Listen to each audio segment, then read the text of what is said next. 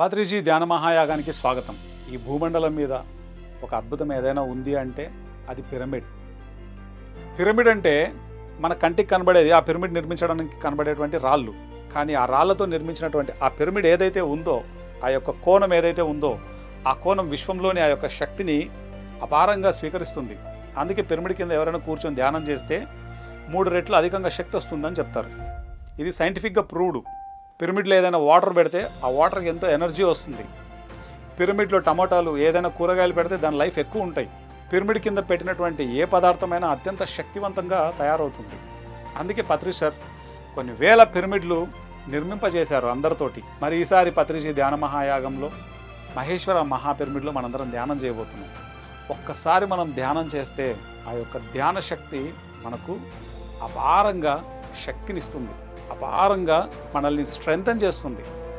ఈసారి మనం మహేశ్వర మహాపిరమిడ్లో ధ్యానం చేసేటువంటి గొప్ప అవకాశం. మిగతా సమయాల్లో తక్కువ మంది వస్తూ ఉంటారు, కానీ ఈ సమయంలో కొన్ని వందల మంది, వేల మందితో మనం అక్కడ ధ్యానం చేస్తాం.